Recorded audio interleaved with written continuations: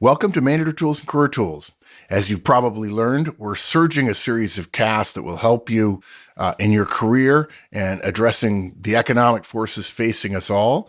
We're doing that daily over the course of the next couple of weeks rather than simply releasing only 2 podcasts a week.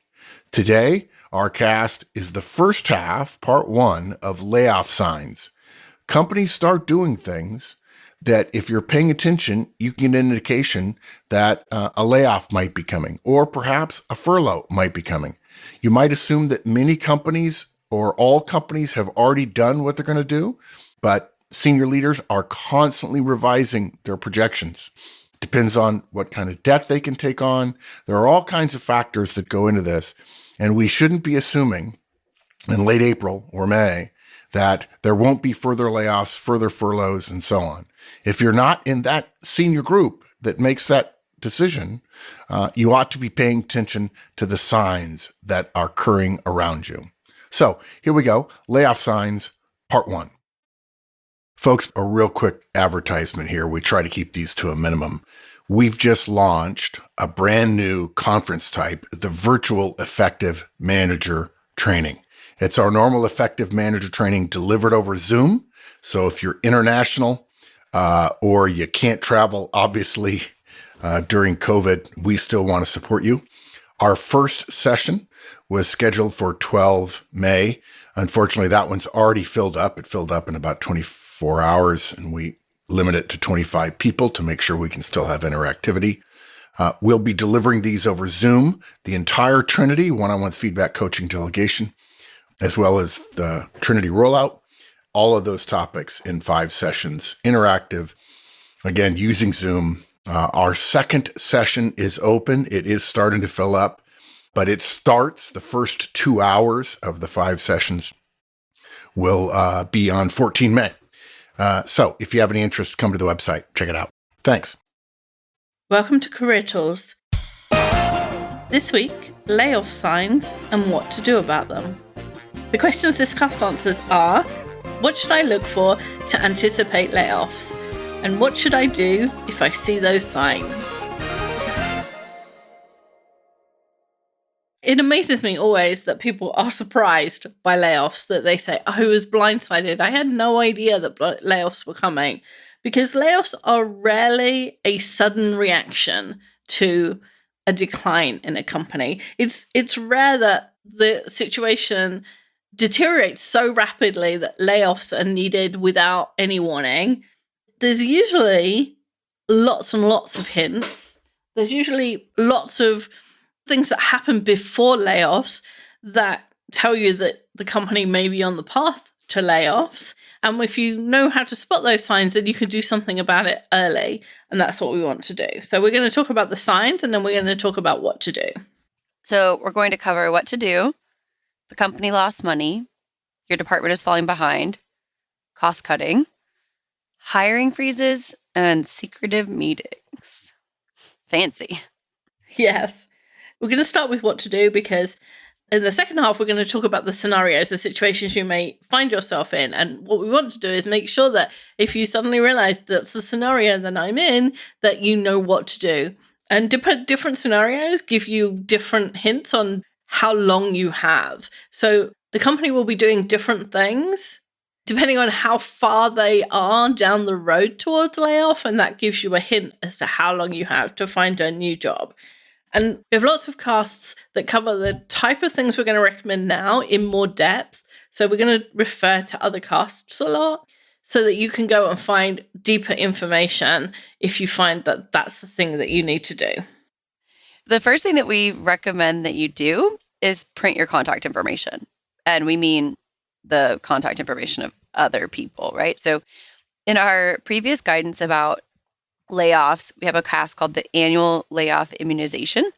And we recommend that you print the contact information that you have on people. Most people responded to that by asking if we had joined the 21st century. And then, do you guys realize that contact information is available online? Which is really, that's adorable.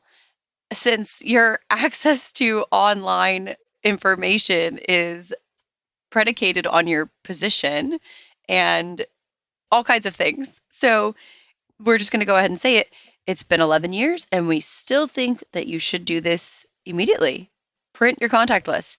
You might lose access to your work email, your work phone, your tablet, other electronics overnight. You might be frozen from your things. And if you lose access, you won't have access to these contact details. And if you think you know someone's email address, I promise you, you don't. Even if the format for their office is, first initial, last name. Okay, great. I know 3 people at my previous company whose names are Dave Johnson. So good luck with that. It's slightly ludicrous to assume that you'll have access to that. My dad doesn't have a middle name. And when they did the email addresses where he used to work at British Airways, you had to have a middle name. So they invented one. So he was, I don't know, Irving J. Lord, but there's no J. If you knew him, I'm not sure you would have known his middle name. And even if you knew that he didn't have one, you wouldn't have been able to guess his email address. So true. Also, just even in terms of phone numbers, the only phone numbers, I guess, that I still have memorized are landlines for family members. I mean, I know my own cell phone number, but that's it.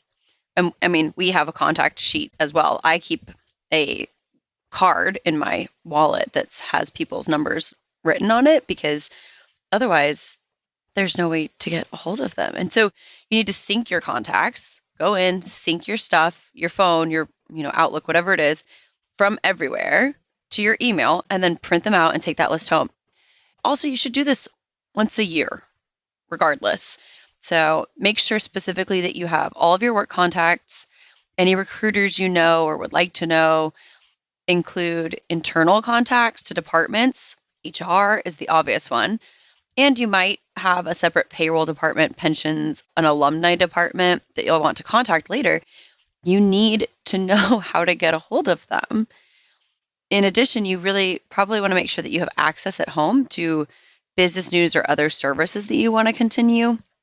So, for example, if your organization pays for your subscription to, industry magazines or things like that, you want to make sure that you've continued that service yourself, because changes to the access might require emailing a new password to your work email address. And that might no longer exist, or you might not be able to access it. And then suddenly you don't have access to industry publications, which might actually be something that you really need coming up in order to know where you might want to look for a job. Yeah. And that happens once a week. Once a week we get an email from someone that says, hey, I had a Manager Tools license. It was going to my work email address. They've changed the email addresses. I no longer have access to it because I've changed jobs. I've left that company, and they're putting in, a password reset, and it's going to that email address that they can't get to. So there's all sorts of reasons why you might lose access to something and then need to do a password reset that goes to your business email. But layoffs are one of them. And so doing something in advance of that to make sure that you still have access after you've gone is a smart thing to do. Absolutely. And it's really simple. It's probably 15 minutes worth of work max. And then you have it. Right. And then you're set. So that's first. Second, inventory your desk. Layoffs often cause a sudden loss of access to everything that's on your desk and your desktop. So inventory your desk for all the things that you might find helpful in your next role. Look at documents you've created that you might find useful later, presentations you would like to refer to when interviewing, something like a useful information file, a record of the meetings from your calendar. If you do a search on your hard drive for all the documents you've created or opened in the last year, you should find the most useful documents that you would need. And if they're older than that, they're probably not as useful as you hope, right? Because they haven't been accessed recently. So you're looking at something that's probably obsoleted just over time. Once you have those documents, once you know what they are, email them to your personal email address and download them at home. And we don't mean just email them. We actually mean download them, because a link might be something you don't have access to in the future either. right? Especially if it's an internal link. So you have to download it at least. I mean, you don't have to print it, but you do have to download it so that you really have the document in your hands. And there's a difference between things that you might find useful later that you created that are your personal shortcuts to things versus downloading a bunch of company information that you could use later to set up a competitor. That's completely different and is not necessarily illegal, but it's definitely in that gray area of being unethical. So we're talking about personal documents that you created that are shortcuts for you, that are things that you can use to be effective in another job, not competitive information. Mm-hmm. Even small things, like your personal travel information might be saved on your work computer. If the primary computer you use is at work, then there is going to be some stuff on there that's just applicable to you that you might need access to.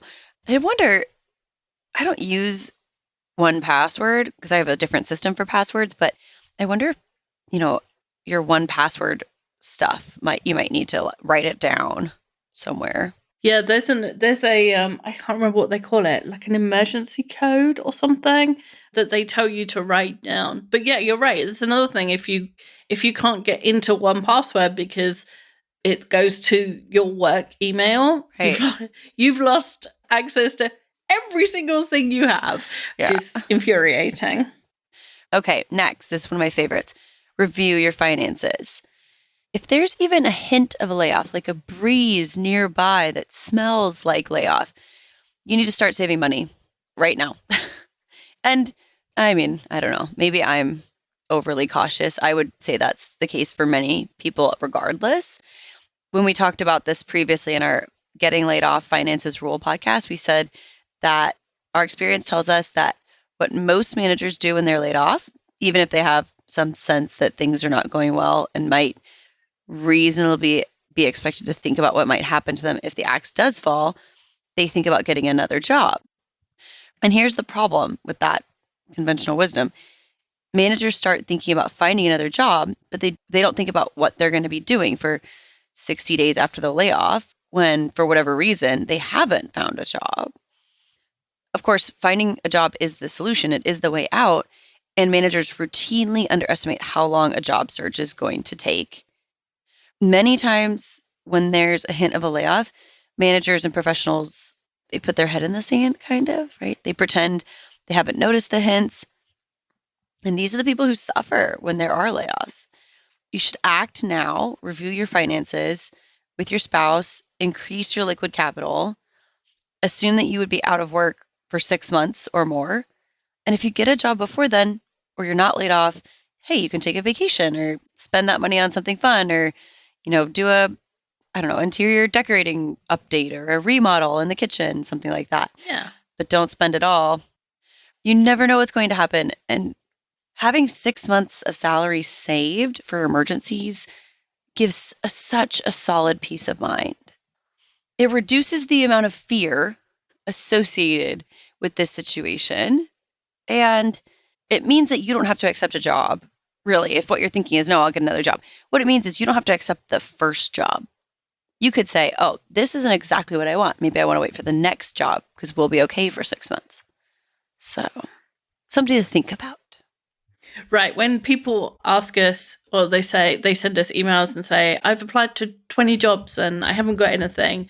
One of the questions I always ask is, how long do you have? How much, and it's a very indelicate question, but it's hard to ask in a tactful way. But basically what I mean is, how much money do you have and how long will that last you?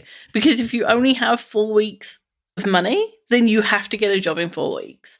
And that reduces your choices. That means you have to take something that maybe isn't ideal in a number of ways. Whereas if you have 6 months, you have at least 3 months of being fussy, of looking for something that you really want. And then if you haven't found anything in 3 months, then you have to be a little less fussy. But you want to make career decisions based on your own timing and your own choices. If somebody lays you off and you have no money, they just decided your career decision for you. They decided it's now and you've got to find something else. Whereas if you have money, you can wait. Yeah, you have more flexibility because you're prepared. Exactly. Another way to get prepared is to buy a phone. Most of us, we have one phone, the one the company provides us, and we think of these kinds of electronics as ours, and they're not. They belong to the company. And honestly, while they might not do it, they're completely entitled to look at who you're calling, the apps you've downloaded, who you've been texting, what's in the text. And one of our mottos, as you just mentioned about changing jobs, is do it when you want to, not when you're forced to. If the company was to find out that you're already on the job changing track, they might move you from undecided to layoff only because the people who make those decisions might feel that you're going to be okay, that you have a plan, that you're more prepared than someone else. So you should consider, if there are signs of a layoff, buying a new phone. It doesn't need to have an expensive plan or be the latest iPhone. That's not a problem to us. In 2019, a cheap phone is about $30, and you get a free gift card for $25 worth of minutes. You can use this phone to contact your network, talk to recruiters. Use that number on your resume. I had a guy come to look at my heating today, and he had a flip phone. Yeah. With real buttons on it and everything. And it worked perfectly for what he wanted to do, which was call in my credit card numbers. Just because it looks antique doesn't mean it doesn't work. I looked in Walmart and Target and Best Buy. There's lots of phones for $30 or $40. And like you just said, half the time you get a gift card for the amount of the phone in minutes. So you're not losing anything. And you could buy that now on in a month where you're not worried about layoffs, and put it in a drawer, and it will work just as well in a year's time if that's when layoffs comes. So one month when you've got $40 extra, or you don't go to Starbucks, then just buy a phone, put it in the drawer, it's ready if you need it. Use that gift card you've got left over from Christmas that you can't figure out what to do with it. Yeah, because it's only $40, right? And you're like, well, I can't buy anything good with that. No, just buy a spare phone. Right. My friend Gary has a flip phone for his ranch house because there's no service. And one of the great things about it is because it's antique, you can't get as much information on it, right? So it's not as bothersome. You don't get notifications from 40 different apps and all that stuff. So if you're a person who wishes they spent less time on their phone, you could always get a flip phone. Super cool. They still make them. Yes, they do. And we're assuming here that you already have a personal email address. And if you don't have a personal email address, go to Google and do that right now. You need an email address that you can correspond with people about your job search that is not going through your company's servers. And something adult, guys, professional, your first name, dot your last name, not the year that you were born or like an anniversary year, right? Something you feel comfortable saying out loud at the grocery store in line would be a good measurement for the appropriateness of what you put in your personal email address. A friend of mine who is a professional, his personal email address has something to do with Corvettes.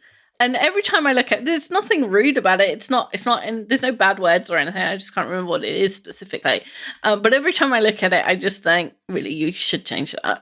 It's too personal, I guess. Like, it's something about his interests, and it makes it personal in a semi-professional environment, which is where I know him from. It's also worth considering, guys, Wendy mentioned Gmail. You should use Google, Yahoo, Hotmail, these old domain names. While there's nothing inherently wrong with having them, they're not only slightly dated, they also don't provide the same amount of storage. And all of them are free. There's nothing there. But Google gives you like this massive amount of data, storage, archive stuff. And honestly, their service is easiest to use as well. And it syncs better. A friend of mine who's like 25 has an AOL address. I'm not sure he was even born when AOL was handing out addresses. Yeah. And there's another time where I just think, every time I see it, I think, that's really odd. Use Gmail. That's what everybody's doing. We don't often recommend what the cool kids are doing, but the cool kids are using Gmail. Yes, it's for a technology reason, right? Like, Yes. yeah, AOL. Wow. My mom has a Yahoo address. Mine too. And that should just tell everybody that it's a bad idea. Yeah. That now moms are using it. Yeah. Good. Okay. You need that address so you can use it to send your resume, which is our next bit of guidance. Get your resume ready, which means pulling it out at home, not at work, along with your career management document and making sure your resume is up to date and shows you in your best light. If layoffs are imminent, you probably don't have much choice in what you're going to apply for. You need something very similar to what you're doing now because those are the jobs that will be easiest and fastest for you to get. So can take that into consideration. If you have 3 to 6 months and it's your industry or area that's going through difficulties, not just the company, you should look for roles which are slightly to the left or right of what you're doing. For example, let's say you're doing IT project management to support digital advertising. We already know that companies in that area are struggling. Look for IT project management roles in a company like MailChimp, which provides services for email advertising, or a company such as Amazon, which hosts digital advertising on its own successful platform. These are just a little bit off enough. Otherwise, your field is flooding right? I have a friend who just went through this because of a merger. Their office was being obsoleted because of this merger, and their whole office, right, especially because it's all local people, they don't want to move. The jobs in their office, like those specific jobs, which was hotel auditing, they were all flooded at other locations, right? Every other hotel chain in the Phoenix area was flooded. And that auditing position in other areas was open in a lot of different kind of companies, but not hotels. And so it's just a little off. It just increases your chances that your job search will go well. You want to move a little bit away from where the crowd is. Yeah. Auditing, you can audit anything. I mean, you could stay in the leisure industry or the travel industry and do auditing for, attractions or airlines or other travel things. You could also do auditing consulting and then consult to hotels. Mark jokes sometimes the way to get a consulting job is to get fired, which is true. A lot of consultants get fired and then think, oh, I'll just do this on my own. So that's another way to do it. If you just think left or right of where you are, just so one step, you still have enough relevant experience and you step away from where everybody else is trying to get jobs. And the further away that you think layoffs are, the further away you can move from what you're doing now. So often people say, how do I change from being an accountant in an IT firm to working in a nonprofit? That's a big jump because you're working currently for a commercial company into nonprofits. There's a lot of people whose entire careers are in nonprofits. And so if it's you against somebody who has an entire career in nonprofits, then the nonprofit will choose that person. So anytime that you're trying to move between industries or in geographical terms, you're making it harder because it's less easy to see how relevant your experience is, and other people will have more relevant experience. So the further away the layoff, the further you can go from what you're doing right now, because you have time to find the person that you can convince that you're a safe bet, even though you're moving industries. If you need something right now, then you need to find something as close to what you're doing right now as you can, because that's the thing you can be most convincing about in an interview. It's a strategic choice, but it's also a tactical one, because in terms of tactics, you need to tailor your resume to the jobs you want. And so you need to know what you're going for. So we've been through 5 things you need to do if you think layoffs are coming. So we'll stop here because we don't want to give you too many things to do.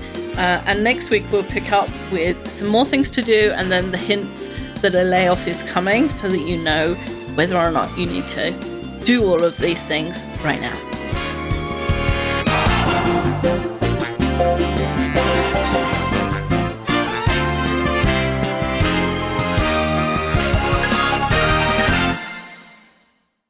Folks, that's it for part 1. Tomorrow, you don't have to wait a week this time, we'll do Layoff Signs Part 2. See you then.